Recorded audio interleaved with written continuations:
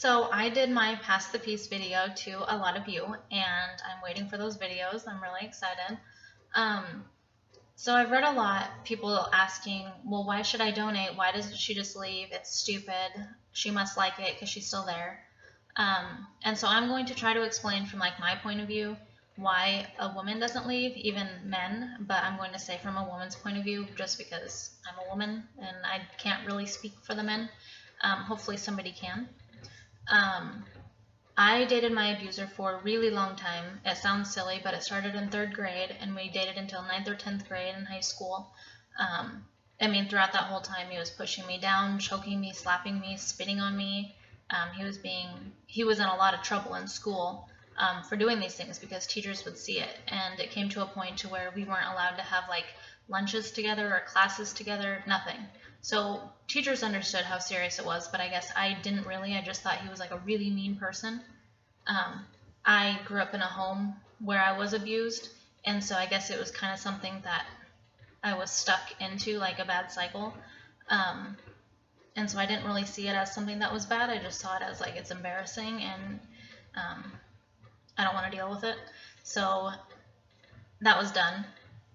Um, so for our senior trip, we went to the Rainforest Cafe, and he came up to me and took me aside and said, I just want to say I'm sorry, and what I did was really wrong, and I shouldn't have done it.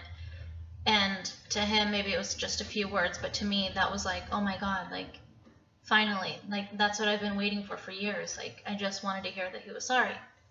So we hung out a few times after graduation, nothing serious. I moved away to Spokane to go to school. And we still kept in contact. I had a child within that time, and I would come back to visit Seattle so my daughter can see her father. And so my abuser and I would hang out, when she was there.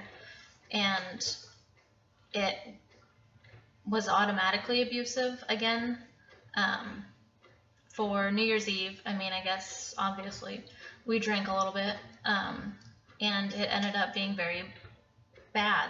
He abused me pretty badly, and we woke up the next day and just kind of ignored it. We didn't say anything about it, but he did say, things will be better between us if you let me move to Spokane with you. We're going to get away from everybody. You're going to be a better person. I'm going to be a better person.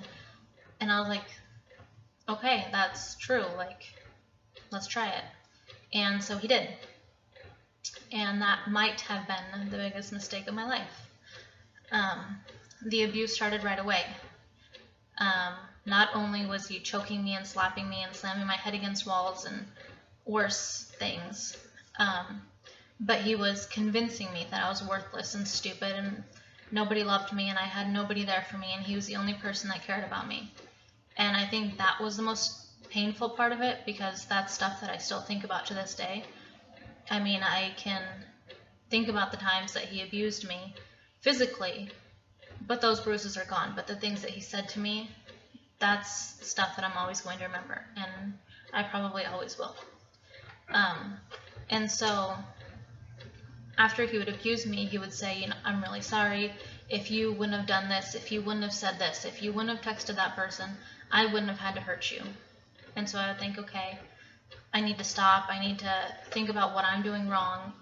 If I'm a good person and a good girlfriend, then he's not going to have a reason to hit me, obviously. But then I guess at a certain point you realize no matter what you do, it's not going to change who he is. He's going to find a reason to abuse you. And I started to realize that. But at that point I was so stuck. He had me convinced, I'm the only person that loves you. I'm the only person that's here for you. You have no family. You have no friends. It's just me. And that was a scary thought to me because it was true. My friends were 5 hours away. Didn't really have much of a relationship because he made me cut off a lot of people. My adoptive family was very abusive, so I have no contact with them. I don't really know my biological family, so that was no help. And if my biological family didn't love me, my adoptive family didn't love me, but I had this man with me every single day, helping me raise my daughter and helping me pay bills, he must have loved me. He was the only one there for me. So I believed it. And so when I wanted to leave, he kept reminding me, I'm the only one that loves you. I love you. If I didn't love you, I wouldn't be hitting you. And I kind of thought that was true. If he didn't love me, he would just leave. He would go be with somebody else. But he beat me because he wanted me to be better. And thinking about it, that like makes me sick. Because if somebody were to say that to me as a victim, if a victim were to come to me and say that, my heart would break, because that's not true. But being in that position, that's what I thought to be true. Now, when it came down to the worst of the worst, I did call the police and he was arrested. I called tons of shelters, tons of places. I said, I need help, I need a place to go. He's going to get out of jail, I need a place to go. Every single place said, we're full, we're full, we're full. Call back later, call back in a few days. As a victim, you don't have a few days. You don't have a few hours. You don't know. You don't know when is your last day. It's extremely dangerous. I don't think people understand that. I think people think, whatever, she just needs to pack her stuff and go stay with a family member. It doesn't work like that. Some people can say, go to a shelter, call a shelter, go get help. It doesn't work like that. If that's how easy it was, I think we'd have a lot less victims, a lot less people dying, I think. Even like a month ago, somebody asked me to get them a shelter for their mother. I had called for 2 days, hundreds of places, hotels, domestic violence shelters, 211, any place you can think of to get her into a shelter because she was in a dangerous situation. Nowhere. Every single place was full. Every single place. That's why it's so important for us to raise awareness and raise money, because we need more shelters. That's my plan, is to make more shelters. King County, Spokane County, Pierce County, everywhere that I can. So no woman, no man, no child is forced to stay in an abusive situation or forced to stay a victim. Not everybody has family to turn to. Not everybody has friends to turn to. Not everybody has money in their bank account to go get a hotel or go get a place to go. When you leave, it's the most dangerous time. That's when women end up dead. That's the stuff you hear on the news. That's when you hear of men killing their wives, killing their girlfriends, shooting them, attacking them, stabbing them. It's extremely dangerous. It's not as simple as she just needs to leave. She needs to walk away. She needs to call a shelter. It's not that easy. That's why it's important for you guys to share your videos, raise money, spread awareness, wear your shirts, wear your purple. People ask you, why are you wearing your purple? Well, let me tell you a little bit about domestic violence. Let me tell you how many women are abused, how many women are dead, how many families are ruined. And I think it's also important for us to stop saying, why doesn't she leave? She needs to stop dating abusive men. She needs to learn. We need to start saying, stop abusing.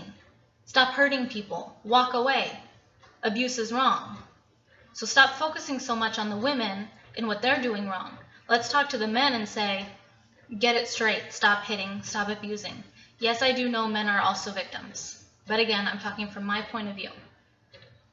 Being a woman that was a victim. Yes, men are victims also. But look at it in the big picture. Abuse is wrong. That's what we need to focus on. The abuse needs to stop.